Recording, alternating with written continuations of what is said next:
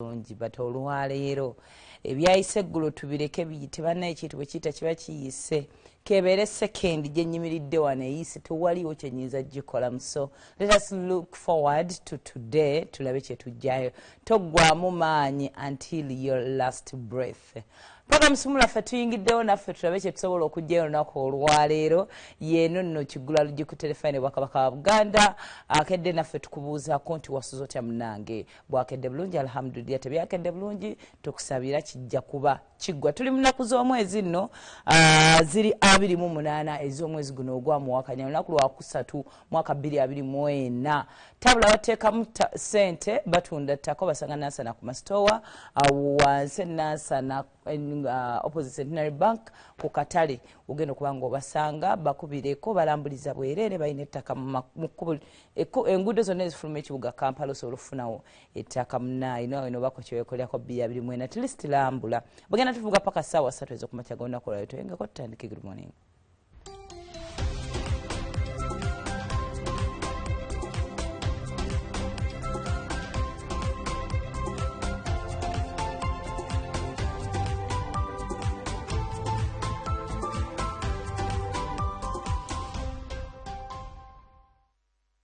Okay, kale okuddamu kubuuzaako nti wasuza otya bwakedde butya bitambula bulungi alhamdulillah abaana bali mu luwummula. Abazadde abamu nze gye mpitira ntera basanga nga mujooginga kukuba ate abaana ne mubaleka asobola okwebakamu emisana but kaholide katono nnyo obwongo bwe obunafu most especially bonna newaata basiwa kisulo because n'abatali ba kisulo bakeera so oba okedde ku makya ng'ogenda ku joginga oba ojogiga mu kawungeezi naye muteeke mu routine yo muteeke mu routine yo ebintu bino bimu tubyegomba singa twabitandika tukyali bato abamu bitunyumira because ku ssomero gye twasomera nga we used to do sports kati ate abaana bali mu masomero ng'ebyemizannyo babivaako banoonya zi first grade z'abafuukira amazina mu kiwato.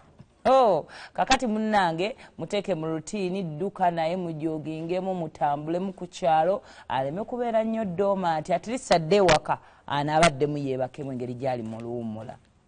Then something else I miss omanyi we mubeera ku kkubo nga mukeera waliwo relationship gye mukola n'abantu muba temwemanyi but oba omanyi ogenda sanga emmotoka eno neeno waliwo abaana bosanga bafubutuka eno oba bosanga buyimiridde ku kkubo kati ku kkubo personally I feel lonely on the road because benalinga nsanga saa zino sikyabasanga but anyway kasita balinayo just weeks biri balinayo yejjayo keddako musoke mukitegeere nti obuzadde sikusaaga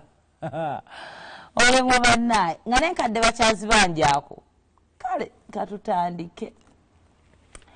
kakati leero lwakusatu twabadde tukusuubiza okugamba nti nno Parliament yaffe ennungi eyagenze Gulu lwegenda tutandika entuula zaayo. Alwekikyuseemu eriso libadde ki? Nanywedde enjaga. Sorry. It is okay. Ofunyemu kalungi ki? Group influence. Kakati bagenda tutandika olunaku olwaleero entuula zaabwe era zijja kuba zikola omumekerezebwa olunaku olw'okutaano. Olwa wiiki eno? Ennaku 3. Pozi yatandise there is parliament before parliament. Kati biri twabadde mugenda kuba naye nga bateeka ekimuli ku ntaana sisira z'ebyobulamu zonna activities za parliament. Basically I think kye bagambanga wiiki kuba basimbula ku Monday. Kati ate n'okuvaayo kirakabamba javaayo ku Sunday. It wraps up the whole week. Mami nga yanyumidde omukolo. Alonga era kati abaana mwababbulwa bikola mugenda kugenda munoonyereze ku kiteeteeyi kino mulabe ssente ze kyagula ate mudde mutubuulire mukolime kakati olunaku olw'enkya President Museveni asuubirwa okugendayo ayogereko gye bali then on Friday bajja kuba winding up kakati imwe abakolimi b'oku kyalo kuno ssente yaffe ssente y'omuwi w'omusolo baba wakati baguwa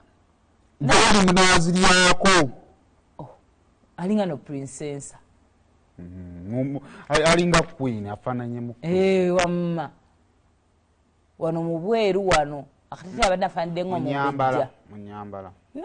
ate queen. Andi queen twamulaba dava kuno gwe mwala bamwe yali akuze kati queen nga muwala. bwatyo munnange mu activities ezatandise olunaku olw'olwatandikidde mu kusimba miti okwabadde n'okujjukira eyali sipiika banaye ng'emirimu gyamususseeko Omolo okutema evvuunike na byonna bye twakubudde ebyadde bigenda okukolebwa eggulo mu meetings ezo mwe yagambidde. By the way, Parliament esobola otuula buli wamu newaba makkati ga Nkere Road esobola otuula wakati w'oluguudo mu Nkere Road esobola otuulawo. Tewaliiwo amount of mugambo pereketya buli kimu kye muyita okwogera kisobola balemesa paka boy banagamba no we can now do what stop bagenda zitambuza bagenda zituuza bwekuba kuzeebasa mu bisenge bajja zeebasa entuula mumusigale nga mwogera munne bwatyo n'agamba abantu b'eggulu be yasookeddeko si Gulu Northern Uganda at large singa wabeerayo omubaka gwe mulina mu Parliament n'atawagira kino na boycottinga kino 2026 mumulinde ku ballot paper mumusindika aveeko agwe tabaagaliza kuba tabaagaliza mumanyi bannakampala kye bafunye mu Parliament okwanga eri Kampala ife tufuna ssente buli mwezi lwa Parliament. Woteri zikola amaduuka gakola buli kimu bafunye birungi byereere kakati twagala lwextending ku bannakampala bye bafuna ate babalemesa tobabire takayina ate babalemesa gweri mu bantu b'e Kampala obutangaliza obujja obukyayi na buli kintu enge buli kibi kiri ku abantu b'e Kampala bannaye wamma munnange n'abagamba mubagire bannammwe enkiiko zitambule kuba bannakampala ku by'obugagga bye balina biva ku Parliament kubanga etuula wano mu Kampala so munnaye bwatyo netufuna agenda nga bwegenda okuba nga yeeyongerayo kye expectinga ebisookera ddala bye baagala okwogerako ku compensating ensolo z'abantu z'abaaki eziwambibwa mu Northern Uganda baagala boogere ku compensation eyo ensonga z'ettaka zoogerebweko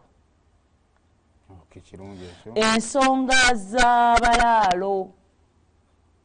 bano babasindikiriza ne bajja ne babeera ewammwe ne babeerawo ne bamala ne bafuuka basikota ne batwala ettaka nazo zigenda kuba nga zoogerwako kati komite zijjukira zijja ne zitambula mu bitundu byaffe kati zijja ensonga ez'enjawulo so ensonga z'enjawulo komite ze zazze mu bitundu byeyo mu Northern Uganda bigenda kuba byogerwako ensonga balina state minister called Kenneth Omona naye asobola okutebolinga issue kyekiganye Northern Uganda okulaakulana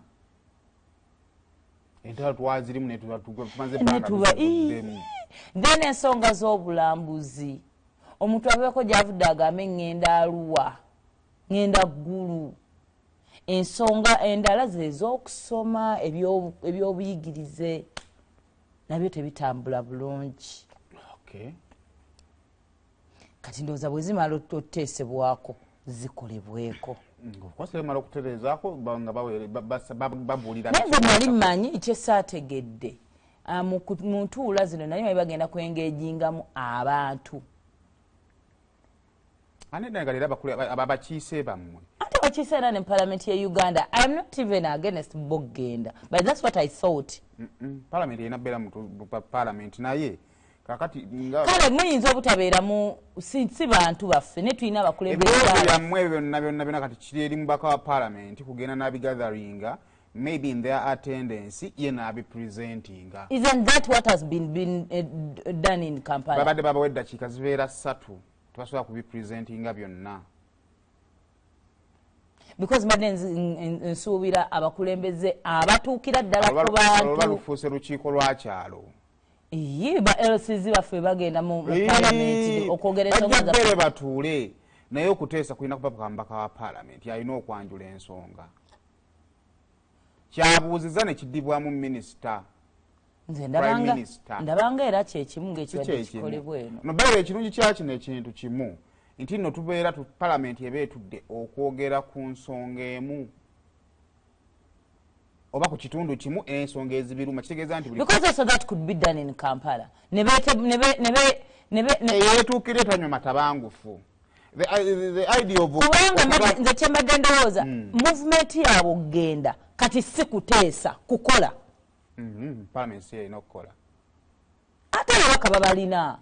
anti era obabaka balina kutuusa ebirowoozo by'abantu ebirowoozo byabo ne bikubaganyizibwako ebirowoozo recommendation ne zikolebwa abalina okukola ne bakola ki ne bakola anti kyekiganye bulijjo ebirowoozo nga bireeteddwa bulijjo kyekigaana abantu okukola ekyamazima nze badde sisuubira palamenti genda kuteesa anti palamenti bwetuula okuteesa bateesezza palamenti bweba etudde Kampala eba eyogera ku bintu biruma ggwanga mpulira bulungi palamenti bweba etudde Gulu specifically egenda kwogera ku biruma abantu baawa nze ng'omuntu okwogera tugenda kugenda mu constituency zonna making up northern Uganda constituency ne bagiwa eddakiika 3 katulinde tulabe ekinaavaayo then bakwate ebintu bya forwarding mu bukiiko obuli respective katulinde tulabe ekinaavaayo kale kakati tugende mu FDC eriwa eya PPF empya kati ate ogenda vuba mu PPR POU episo ya PPF ekola ki yaki yagundi ki sujja kwamulalama ekola ki yali ekola ku bulwadde bukakali olwo olugero balugera atya yanziku enziku terya kundi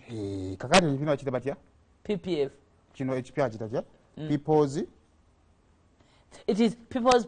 Front for Freedom. People's Front for Freedom. PFF. Era kyekimu ne PPF nti enziku ebadde eganye yetaga frontinga kakati FDC Katonga olunaku olw'eggulo yatongoza erinnya eppya ono mwanvu yenanyini kibiina yeyabakulembedde erinnya eppya lyeryo PFF muve ku PPF PFF People's Front for Freedom Party yeah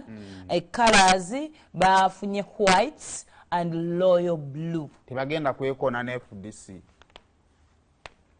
kubanga already tulina era blue mu jema kati awo tugenda kuddayoko mu nursery school twawule royal blue ne sky blue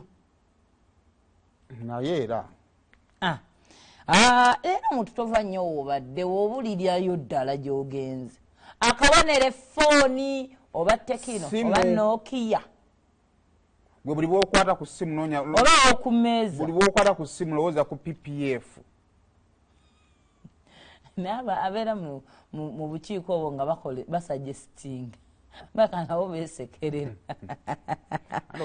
ogwo nabi yesimyo naye nga akabonero kyennyanja naye bannange bubone butukane buggwawo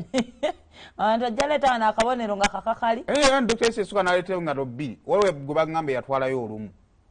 ngamba kyusa ekifo slogan oba moto yaabwe bagenda kuba bagamba freedom for all for freedom. Freedom for all for freedom. Yes, kakati bwe batyo ne bagenda mu electoral commission era wabaddewo list eyafulumye ey'abasekendinze ekintu kino oba tunayita munnanga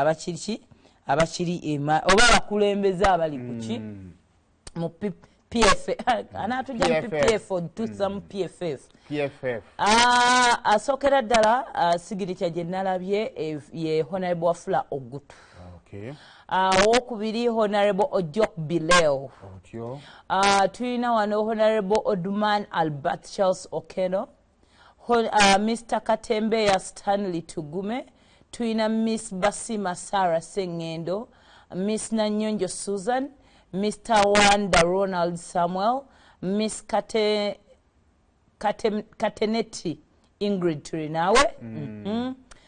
tulina Mr. Opoka Kenneth Geoffrey, tulina Miss Nakasolia Jane Lubega, Miss Kunihira Proscovia, asembayo ye Miss Mutes Anne Marie. Webonga bafubutukayo okutwala ekibiina. okiwandisa kakati electoral commission yegamba buli munna Uganda ayina eddembe okuwandisa ekibiina naye nsotandika ekyange ya People's Front for Food kakati bwe batyo bo balindiridde Ingrid Trinawe atandika People's Front for Food kati ekiddako kye bagenda okukola kubeera nga banoonya ba old members nga babajjako kaadi enkadde ze FDC bali sure kinti FDC bakooyeeyo bajja babuuza era balina bye bagenda okusookera bagamba mwagala omulogo bwokye oba mwagagenda mu Gulu mutwala agenda mu Gulu leeteyo kaadi babawe empya eya PFF kakati balindiridde confirmation yokka kuva mu electoral commission tutandike tweyongereyo era tebagenze bambadde kala za kibiine katono ye royal blue oba yoyo ndaba tefayina kala kikuba naye nakola olumu branding ayina omumanya wa royal blue wa sky blue tefayina mixture kati olaba gundi set nedda si mixture original you have colors va ku yogoje yakajja ate wadde ombuuza manyo oyina omumanya ogamuna nakajja muno negoda nnyo temwaliwo baida yasalawo yakunzizaayo kati nzizaayo yagenda onzizaayo tokyagenda naye tutusobola kukugana mutonzi waffe yasalawo kakati wamma abagondi tebeetegese nga bakitunga ekintu naye engoye z'ebibiina z'ebyobufuzi mbi luno lwegasse ku lwenaalemu agateeteeyi gaabwe bana agateeteeyi gali gasussa obubi kakati yenna agatunga ate yeefiirayo mukasita gye bali gyojja bo bamanyira ane kakati yaffe yeeriwa there is navy blue kati loyo blue yeyamu abapya oba nonyala terefayina nonyala terefayina eriwa musofi sapphire mulimu mu Egyptian oyo nenna bigundi blue ayitakawaisabanga green but I think terefayina muli wano ku sapphire kati then FDC enkadde eri ku azulu oba azu oba steel kati gundi eri ku steel jema so akati wano bonna balina kutusuula ddala buli anaagwawo atuvudde mu byaki byotulimba bino bina tubyogerera wano ne eri mu printing eri mwennawe mwetabika ne muyingira mu bannammwe teryayawula munne kale naye nga tukyali mu byobululu tulina neziri abiri tumale okuwummulamu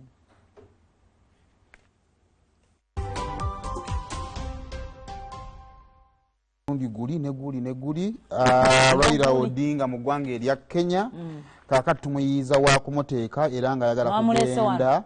nedda ne wano nawo tetunakkirizaawo bamusindise agende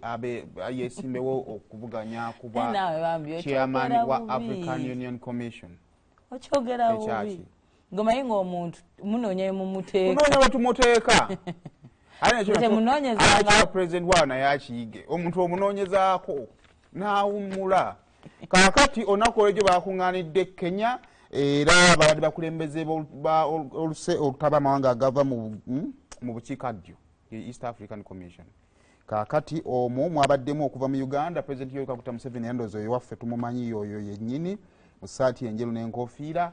tulina president okuva mu ggwanga erya Tanzania Jamia Suluhu Kenya abadde kabakyaza Ruto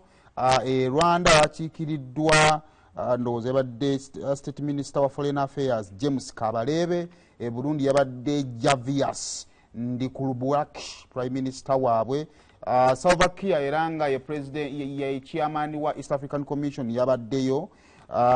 then wabaddeyo eyaliko president wa Tanzania then eyaliko president wa Nigeria Olusegun Obasanjo yabaddeyo kale kakati Odinga mu bintu byagala okubeera nga ate akolako singa abaweereddwa ba chairman bwa African Union Commission agamba tayagala kujjawo visa nga bwogenda mu mawanga ga Africa zigibwewo twetambula nga tukola ki bwe twagala, then ayagala okujjawo trade barriers n'ebintu ebirala biki bingi. Mu kwogera kwabwe naddala President Museveni yeebazizza abakulu mu Kenya abafuye okulaba nga bagatta Odinga ne President Ruto okusobozesa okubeera nga ate tutuuka ku kino kye tuliko. Bambi bebale tatusabire. So Odinga agenda kuvuganya n'abantu abalala bagenda kuba basatu, waliwo omu ava Madagascar, omulala ava Mauritius n'omulala ava Djibouti, bagenda okubeera nga binkana nabo, naye nga abo abakulembeze bajja kwetaagisa okubaako abakulembeze okuva mu bitundu ebirala ebya Africa balina okukonvinsinga tusobole okubeera nga ate tuwa omukulu waawummulira kubanga kirabika gwavuganya yakyayagala.